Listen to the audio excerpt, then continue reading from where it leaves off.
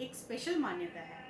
ये पति की लंबी उम्र और उसकी सलामती के लिए रखा जाता है। लेकिन ये व्रत थोड़ा सा कठिन होता है, क्योंकि इस व्रत में पूरा दिन ना तो आपको कुछ खाना है और ना ही पानी भी पीना है। तो हर प्रेग्नेंट लेडी के मन में ये सवाल उठता है कि क्या उसको प्रेगनेंसी में ये व्रत रखना चाहिए, और अगर उसको ये व्रत रखना है तो उसको कौन सी ऐसी सावधानियां बरतनी है जिससे कि इस व्रत का कोई बुरा असर ना तो उसके ऊपर हो और ना उसके होने वाले बच्चे के ऊपर।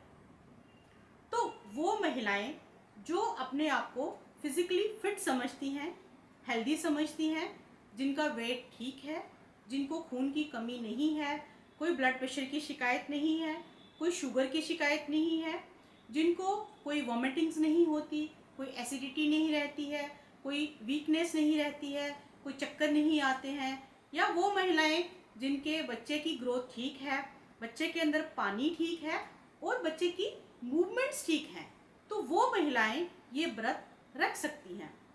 हाँ, वो महिलाएं जिनको खून की कमी है, जिनको अक्सर वॉमिटिंग होती रहती हैं, फिजिकली फिट नहीं समझती हैं, हेल्दी नहीं समझती हैं, ब्लड प्रेशर की शिकायत है या शुगर की शिकायत है, या वो महिलाएं जो हाई रिस्क प्रेगनेंसी में आती हैं, जिनके बच्चे की जो ग्रोथ है वो ठीक नहीं है, बच्चे की मूवमेंट्स कम है, या बच्चे के अंदर पानी कम है, या जो डॉक्टर्स ने जिनको बेड रेस्ट एडवाइस की है या फिर जो मेडिकेशंस के ऊपर हैं, उनको ये व्रत नहीं रखना है।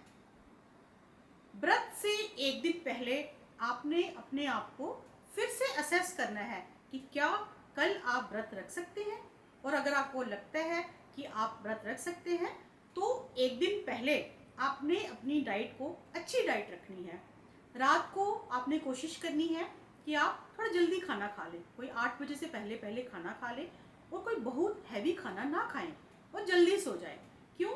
क्योंकि अगर आप लेट खाना खाते हैं या फिर हैवी खाना खाते हैं तो आप सुबह जब आप सर्दी के लिए जब आप उठेंगे तो आप अच्छी तरह से, क्योंकि आपको भूख नहीं होगी, तो आप अच्छी तरह से खाना नहीं खा पाएंगे। तो इसलिए रात को जल्दी खाना खा लें और जल्दी सो जाएं।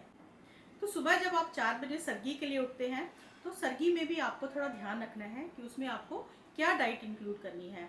आप कोशिश करिए उसमें कम्प्लेक्स कार्बोहाइड्रेट्स इंक्लूड करिए अपनी डाइट में, क्योंकि कम्प्लेक्स कार्बोहाइड्रेट्स हमारी बॉडी उसको डाइजेस्ट करने में टाइम लगाती है और ये हमें काफ़ी देर तक एनर्जी देते हैं।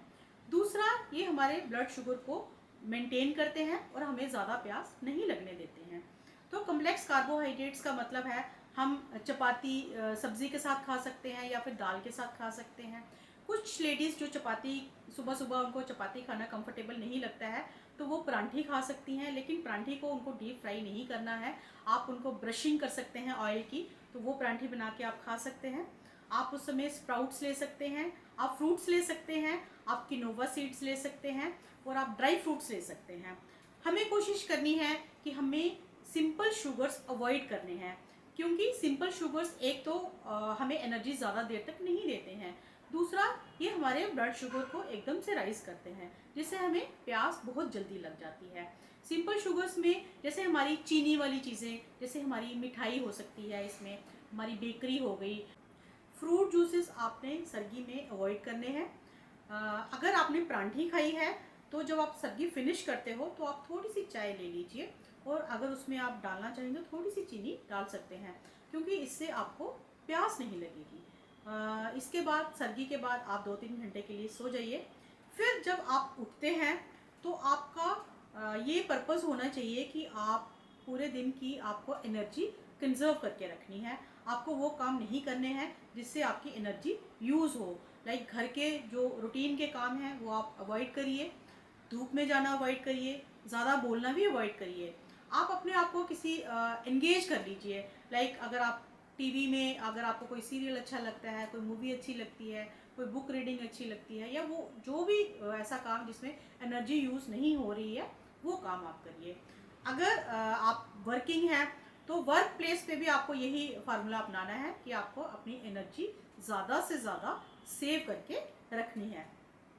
ऐसे तो इस व्रत में पूरा दिन हम कुछ नहीं खाते हैं, लेकिन मैं एडवाइस करूँगी प्रेग्नेंट लेडीज़ को कि शाम की पूजा के बाद वो थोड़ा सा कोई सिंपल शुगर ले लीजिए, कोई ग्लूकोज पानी ले सकती हैं, वो कोई फ्रूट जूस ले सकती हैं, या कोई बादाम शेक या बनाना शेक कुछ ले लीजिए।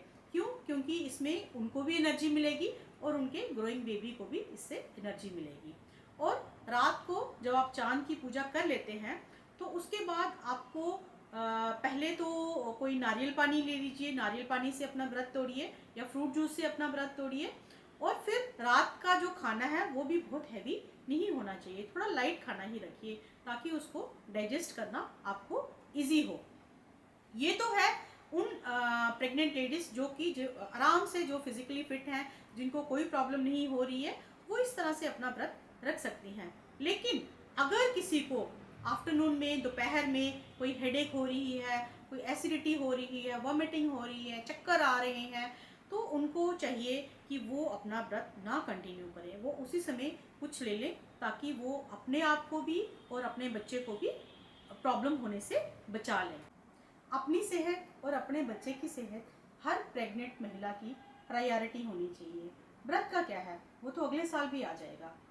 हस्बैंड को चाहिए कि वाइफ को सपोर्ट करें, उसका साथ दें, और हो सके तो खुद भी उसके साथ व्रत रख लें। क्यों?